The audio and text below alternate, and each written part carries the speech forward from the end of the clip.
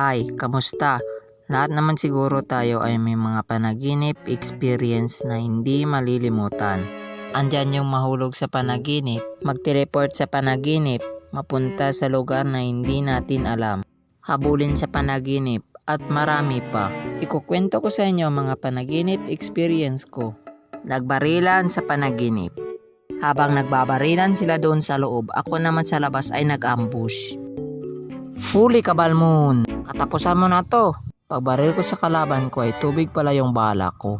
Ayun tuloy, nabaliktad. Pagbaril ng kalaban ay tubig rin yung bala niya.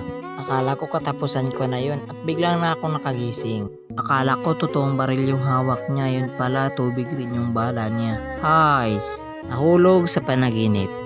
Ito ang panaginip na maganda lang sa umpisa. Nandoon daw ako sa taas ng building at ang ganda naman. At bigla daw gumuho yung building. At bigla daw akong nahulog.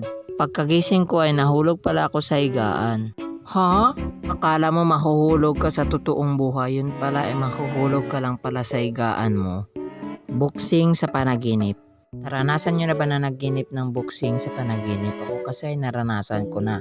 Sinali daw nila ako sa boxing. Round 1 pa lang ay kinakabahan ako kasi sobrang laki ng kalaban ko. Round 1, fight!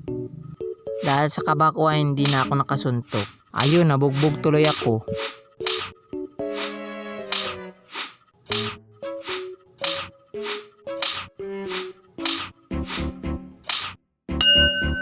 Ano ka ngayon? Wala kang bitaw. Sige, tingnan na lang natin sa round 2. Round 2, fight! Pagsuntok ko sa kalaban ko ay na one hit.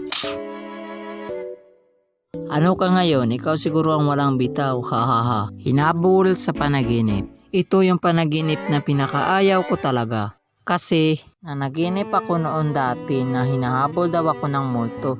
Tapos sa sobrang takot ko ay binilisan ko talaga yung takbo ko. Pero kahit anong bilis ko ay nandun pa rin sa likod ko yung multo. At na-experience nyo na rin ba na kapag hinahabol ka sa panaginip, pag gustong gusto mo talagang tumakbo ay ang bigat ng pakiramdam mo na parang may hila kang malaking bato. Yung kada hakbang mo ay hindi mo mabuhat yung paa mo. Nakakainis, di ba? Yumaman sa panaginip. Sa lahat ng panaginip, ito yung pinakagusto ko. Pero pinakaayaw ko rin. Ano daw? Kasi alam mo yung feeling mo na sobrang yaman ko na sa panaginip. Mutas magising ka na feeling mo na hawak mo yung pera pero wala naman. Kahit anong hanap mo pa, hindi mo makita kung saan. Yan kasi paasa.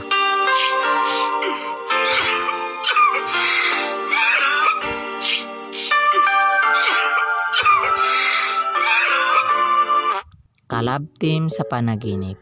Sa lahat ng panaginip ko, ito yung pinakagusto ko. Minsan, ayaw ko rin. Yung malapit na kayo mag-kiss ni Crush at biglang umiba yung mukha niya. Hi, Crush! Ha? Hindi na kita Crush. Salamat po sa panonood. See you to next animation. Peace out.